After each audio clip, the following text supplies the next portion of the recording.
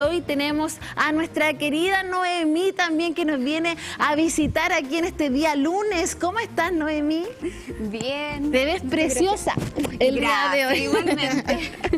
Porque el día de hoy queremos conversar también respecto, desde el punto de vista nutricional, sobre todo la obesidad infantil y sus distintas aristas. ¿Cuál es tu mirada también respecto a lo que se ha desarrollado con este tema que tiene cifras alarmantes, como lo comentaba el endocrinólogo? Sí. Bueno, la obesidad infantil es un problema de salud pública, no tan solo en Chile, sino a nivel mundial. Ya el mapa nutricional JUNAEP publicado el año 2024 nos menciona que existe un porcentaje, un 26,7% de sobrepeso y de obesidad severa un 23,3%. O sea, si redondeamos esta cifra, un 50% de la población estudiantil chilena está con malnutrición por exceso. Y no tan solo eso, o sea, también hay cifras más aumentadas, por ejemplo, en el caso de quinto básico. O sea, en quinto año básico, 3 de cada 5 niños están con malnutrición por exceso. Entonces, si nosotros nos llevamos a la antigüedad, ¿cierto? Uno decía, el niño que está gordito está sano, ¿ya? Esos son los mitos y el lenguaje construye antiguo, realidades. Exactamente. Sin embargo, hoy día se sabe que la obesidad es una enfermedad crónica inflamatoria que se produce por una acumulación de tejido adiposo que puede generar un daño en el organismo, o sea, genera un daño.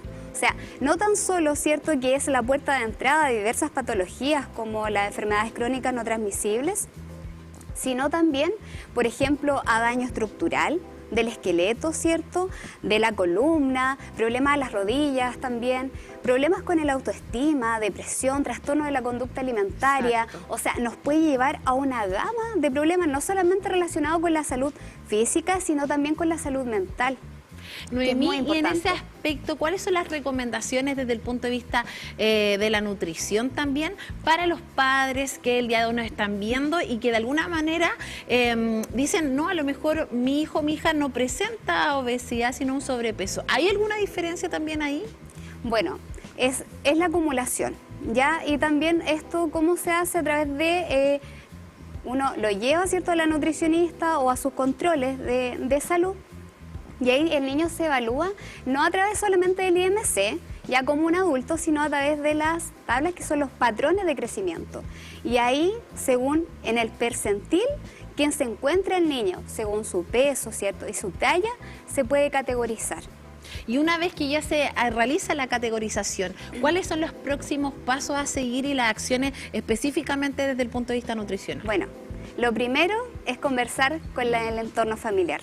El entorno familiar es un factor fundamental a la hora de poder adecuar los cambios, ¿ya? Porque si se llegó a ese estado de malnutrición por exceso y a sobrepeso o obesidad, es porque algo se está generando en el entorno, ¿cierto?, que ocasionó eso. La obesidad se puede producir por el factor externo, ¿cierto?, exógeno, que es netamente porque hay un aumento del consumo de calorías. Ya principalmente se consumen alimentos a veces en pequeñas cantidades, pero son alimentos hipercalóricos. De hecho, lo hablaba Patricia, la doctora también, que mencionaba el tema de las porciones específicamente, que muchas veces no tienen la clasificación correcta y además se suma la mala proporción en relación al alimento. Bueno, principalmente desde la década del 90, en que se insertaron en Chile estas cadenas de comida rápida,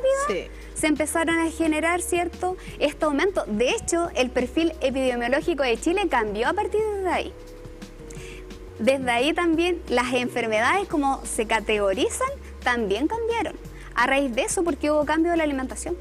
Antiguamente, por ejemplo, en la década del 60, si bien había malnutrición por déficit en aquella época, pero sí había, por ejemplo, un mayor aumento de consumo de fruta, verdura y de legumbres. Sí, de hecho eso ha cambiado muchísimo porque ahora está concentrado en carbohidratos. O sea, si nosotros lo comparamos, la población chilena al año consume 90 kilos de pan por persona. O sea, una persona al año puede llegar a consumir esa cantidad. Sin embargo, de legumbre, 2 kilos. O sea, yo creo que con suerte, claro, sí, por persona. Entonces, ¿qué pasa? Que estamos privilegiando a través del tiempo y también quizás del a veces sedentarismo también. es que el sedentarismo es un factor esencial porque se genera la malnutrición por exceso, porque si hay un aumento, ¿cierto?, de energía calórica que yo estoy consumiendo, yo lo tengo que gastar y tengo que moverme. Y si yo no gasto lo que consumo, ¡pum!, se me empieza a acumular, ¿cierto?, estas células a través de, generalmente, en la zona de abdominal, ya que en realidad es la más riesgosa, porque acá en la zona abdominal es donde se asocian a las mayores comorbilidades por las enfermedades crónicas, la diabetes, la hipertensión, la dislipidemia.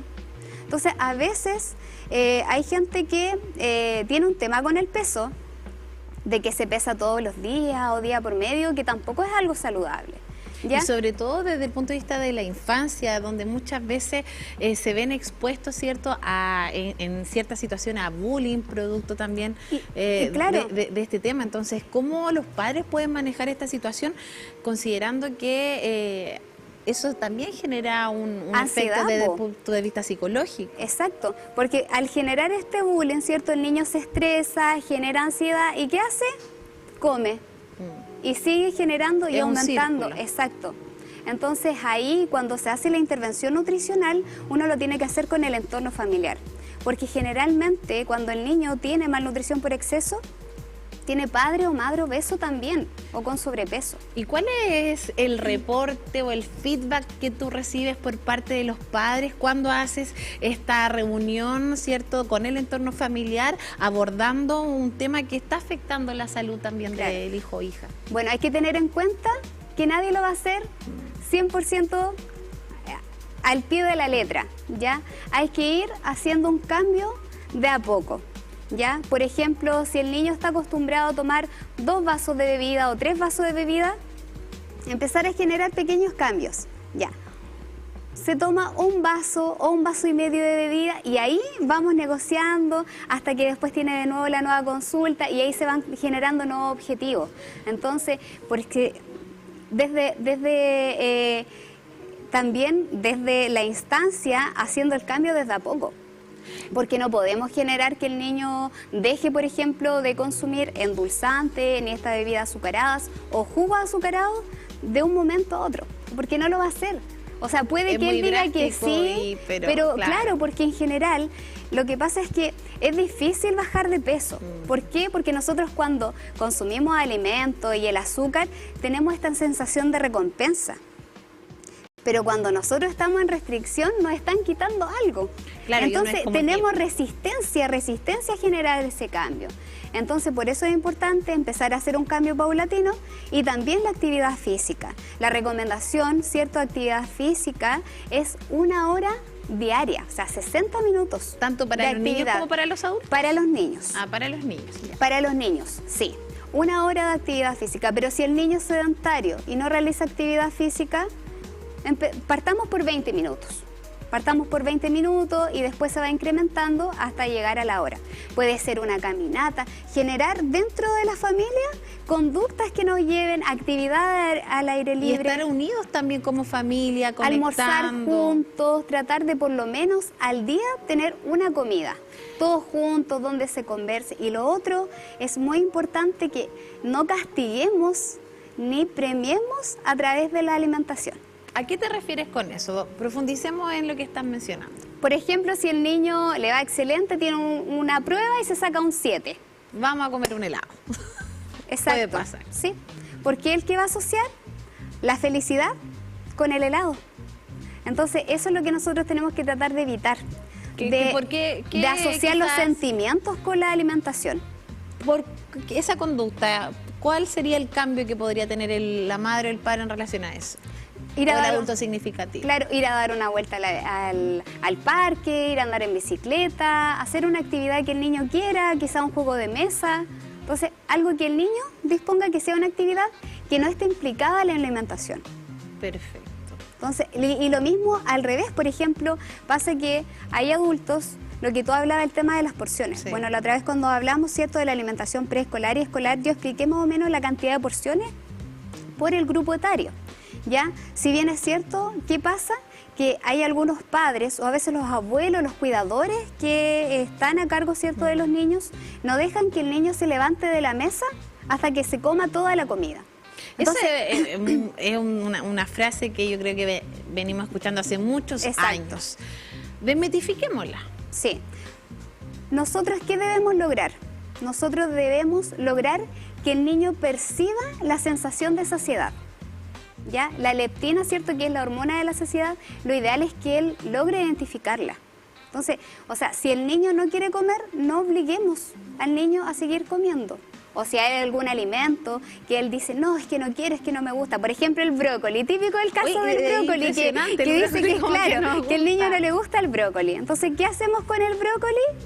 Ya, no lo quiere en esa ocasión, después lo volvemos a ofrecer. O sea, por ejemplo, para poder decir que a uno no le gusta un alimento, hay que intentar probar 18 veces o incluso hasta 30 veces. Sí, de hecho eso comentaba la doctora. Sí, no es como que a la primera, no, es que no me gusta, no lo puedo consumir, no. Sino que lo que hay que hacer, realizar diferentes preparaciones. Y por ejemplo como nutricionista... Hasta el muffin, o sea, yo he preparado muffin de brócoli con pollo y es un bizcocho. Entonces el niño no sabe que a mí me pasó con la selga. ¿Sabes qué a mí me pasó con la selga? Que cuando era más niña no me gustaba, pero cuando probé el pastel de acelga, era como que ni siquiera me di cuenta que estaba ahí. Entonces, de alguna forma también esa es una invitación para crear comida. Exacto, ¿por qué? Porque uno lo puede hacer, por ejemplo, al horno, a la olla, utilizar diferentes técnicas. Por ejemplo, estas freidoras al aire también, que uno puede realizar croquetas, o sea, puede hacer una gama de preparaciones. Claro, es que no llevan aceite. Sí. Y ese es el tema también, que por eso también se produce este excesivo consumo de calorías vacías que no nos aportan nada, porque nosotros consumimos alimentos que son altos en azúcares, en ácidos grasos saturados, ¿cierto? Y también el consumo de la sal. O sea, sí, por ejemplo, los de padres... hecho, no deberíamos añadir sal. O sea, cuando nosotros iniciamos la alimentación complementaria, a partir de los 6 meses de edad del lactante, no se le debe añadir ni sal ni azúcar. Oye, increíble. Porque hay algunos que sí antes de esa fecha. Exacto. ¿Por qué? Claro, porque uno dice, es que si no me gusta a mí, no le gusta el agua. No, no es así. Entonces, a veces uno tiene un mal concepto de que cuál es el bien y cuál es el mal que lo estamos haciendo al niño. Porque en realidad, si yo quiero a mi hijo, yo quiero que él esté bien, que él esté saludable, que no tenga problemas futuros, porque en realidad, mira, antiguamente no se veían niños con resistencia a la insulina, con aumento de la presión arterial, y ahora con aumento del colesterol. Y ahora sí, po. ¿Pero qué crees tú que ha fallado? ¿Ha fallado la política pública? ¿Ha fallado la educación? ¿Qué ha fallado el sistema para que tengamos estas cifras que sin duda nos impactan por lo alarmante que puede ser a largo plazo y sobre todo por los efectos que pueden causar en la salud de los niños y niñas? Bueno, yo siento que a veces el sistema de salud va en desfase. Ya. No va a acordar los tiempos. El Ministerio de Educación... Yo siento que... digamos lo que tenemos que decir. Yo creo que el Ministerio de Educación siente de que no hay niños obesos ni con sobrepeso en Chile. ¿Por qué? Porque hay 2 bloques de 45 minutos de educación física. Antiguamente... uno tenía más actividades físicas. Exacto. Y si estamos hablando de actividad física eficiente, son 12 a 16 minutos. Como máximo. ¿Y por qué crees que se genera esa mirada y sobre todo quizás no se fomenta el deporte? De hecho, el otro día hablábamos en otro programa de que... y ahora Francisca Crobato, que tenemos la ganadora, ¿cierto? Que los niños deberían experimentar todas las disciplinas deportivas desde la infancia y de ahí decidir de alguna forma poder, obviamente, encontrar su propósito en materia deportiva. Pero no ocurre, solamente está educación física y sería. Es que a veces pasa que con estos cambios de gobierno, a veces hay programas que son súper buenos, pero hay un cambio de gobierno, entonces no tienen continuidad, o no se siguen potenciando, o no se fiscalizan. Entonces, o sea, ahí es un problema de fondo que yo creo que las autoridades se tienen que sentar y empezar a conversar. Por ejemplo, hay casos que se hicieron por enfermedades cardiovasculares, que fue el caso de Karelia en Finlandia, ¿cierto? Donde habían altas tasas de enfermedades cardiovasculares. Entonces, ¿qué se hizo? Se hizo ahí, aplicaron políticas públicas profundas, o sea, donde había ganado, se sacó el ganado, se empezaron a plantar berries, o sea, se inyectaron recursos a la publicidad. Eso, mira, ahí tú lo mencionaste, la publicidad. En Chile no vemos campañas publicitarias demasiadas que estén vinculadas a poder fomentar una alimentación saludable. Hoy en día quizás están apareciendo algunos movimientos que de alguna forma visibilizan esa realidad, pero que no impactan. Pero no impactan. No impacta porque... ¿Qué falta? ¿Qué tenemos que hacer para poder obviamente generar un cambio importante que vaya en beneficio de las próximas generaciones? Salir a protestar. No, es que en realidad, es que eso es el tema. Yo creo que quizás falta una mirada más profunda, no se le toma el peso como tal. O sea, no se ve de que en el futuro esos niños que ahora tienen obesidad o tienen sobrepeso van a ser adultos enfermos. ¿Y qué van a...? Bueno, ya se está sobrecargado el sistema de salud pública con enfermedades, con comorbilidades, con enfermedades que se pueden controlar, o sea, que se pueden prevenir. Son enfermedades que antiguamente uno, a través de la alimentación, se podían compensar. O sea, se pueden compensar aún con la alimentación. El agua de hierbas. Pero exactamente, pero son recursos que se van gastando que quizás se pudiesen inyectar en otro tipo de patologías. Y en una época en donde también estamos, pronto se viene un proceso eleccionario importante en todo el país y vamos a tener que elegir a las próximas generaciones. ¿Cuál es también el llamado por parte tuya como profesional del área de la salud y específicamente que está enfocada en abordar y hacerse cargo de esta problemática que está vinculada a la obesidad infantil? Claro, porque, bueno, si un gobierno, ¿cierto?, quiere que el país surja, que genere trabajo, empleabilidad, que haya mayores ingresos y todo, y si tenemos una población enferma no lo va a lograr. Entonces partamos por eso. Y esto se puede implementar, por ejemplo, el hecho de incorporar quizás nutricionistas de los establecimientos educacionales. O sea, son medidas que la han sugerido el Ministerio de Salud. ¿Existe hoy en día? No, porque el Ministerio de Educación no lo ha permitido. O sea, no sé si por falta de recursos o quizás hay otros temas ahí pero no se hace. No está. O sea, yo sé que hay colegios particulares, claro, pero son influye el nivel socioeconómico. Exactamente. Y de hecho, la encuesta nacional de salud, que debería haberse realizado alrededor del año 2021, 2022, pospandemia, porque se supone que se hace cada 6 años, pero la última que tenemos es del año 2009-2010, que dice que la población en Chile, solamente un 5%, se alimenta saludablemente y que también la alimentación está relacionada con el nivel socioeconómico. O sea, quiere decir que las personas, y también a los años de estudio, a mayor año de estudio y mayor nivel socioeconómico, tienen mejor alimentación, menor índice de padecer enfermedades crónicas no transmisibles. Qué impactante la realidad que nos cuenta Noemí, vinculada a un tema que nosotros también queremos abordar para visibilizar la realidad que existe en materia de salud pública y sobre todo desde la infancia, que es tan fundamental. Noemí, yo te quiero invitar al video wall para que comentemos una gráfica respecto de la evolución también que ha tenido la obesidad infantil en Chile y sobre todo también de los temas que hemos hablado de distintas aristas. Esta es por parte de Junaef. Quiero que de alguna forma nos puedas explicar qué te parece lo que te estábamos mostrando el día de hoy vinculado a la primera infancia, que aborda cursos desde pre-kinder hasta primero medio. Partamos por pre-kinder. Bueno, acá se supone que, se creía que en pandemia se iban a adoptar hábitos más saludables. De hecho, según encuestas, lo que la familia cocinaba en conjunto eran galletas, kuchen, claro, cosas horneadas. Entonces, ahí partamos que pasó desde un 20 a un 22,3%. O sea, si estamos viendo en realidad acá, vamos incrementando. De hecho, hay algunas proyecciones que se hacen a través de la misma encuesta nacional de salud, que no se realiza en el año 2021, que muestra que quizás en el año 2040 podamos llegar, porque la población chilena llevamos casi en un 60% con malnutrición por exceso. No, y además de eso, también vamos a ser un país que aumenta el envejecimiento de manera considerable. Exacto, o sea, si no son por los extranjeros, que en realidad los mayor tasa de natalidad es por ellos.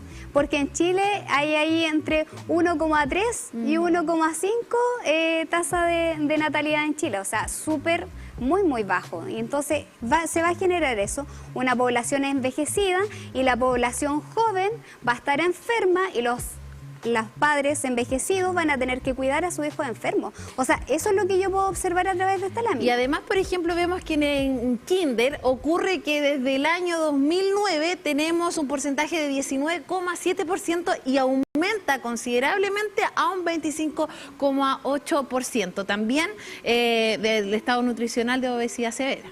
Exacto. O sea, ya la obesidad severa, o sea, es algo que uno puede pensar que puede llegar incluso hasta incapacitante, porque un niño lo que le tiene que, bueno, cuando realiza actividad física, uno pide que la actividad física sea cierto, que sea de fuerza, que sea de equilibrio, que sea dinámica, y un niño que está con obesidad severa va a poder cumplir su requerimiento. Y si tú, por ejemplo, ahora ya pasamos la primera infancia, pre-kinder, kinder, y nos vamos ya de primero básico, quinto básico, aquí es como... Ya, analicemos porque ya aquí, de hecho, 2009... No se midió. No se midió, que es un tema que encuentro que... No, y acá en primero medio, con el 18,8%, que se pegó un salto gigante, estamos a nivel de Estados Unidos. O sea, los estudiantes de secundaria de Estados Unidos con los chilenos estamos, pero parejitos, no en un buen sentido. Para ir finalizando y haciendo una reflexión de lo que estamos conversando el día de hoy, considerando que la obesidad infantil tiene distintas aristas desde lo endocrinológico, desde lo psicológico, nutricional, ¿cuál es el mensaje también para la comunidad, la ciudadanía en relación a poder tomar las acciones preventivas antes de que tengamos un escenario mucho más alarmante? Bueno, que cambiamos este paradigma de ser reactivos. Porque en Chile nosotros acudimos al médico o realizamos algún cambio cuando nosotros estamos diagnosticados, o cuando por alguna patología, o cuando nos sentimos mal, ¿cierto? Cuando generamos síntomas. Si no generamos síntomas, es muy raro que nosotros empezamos a tomar carta en el asunto. Entonces, lo que es fundamental es empezar a potenciar la promoción de salud. Yo siento que la promoción de salud está muy botada, por decirlo de alguna manera. En la actualidad no se hace promoción de salud, en los centros de atención de salud primaria no se hace promoción. O sea, se hace prevención, ¿cierto? Y rehabilitación. Pero lo que es promoción, no. Y es un ente fundamental. De hecho, en todas las cartas, cuando se hacen las asambleas internacionales, siempre la promoción es la que está arriba de todo. Pero no se logra, aunque hayan acuerdos internacionales, no se llegan a realizar.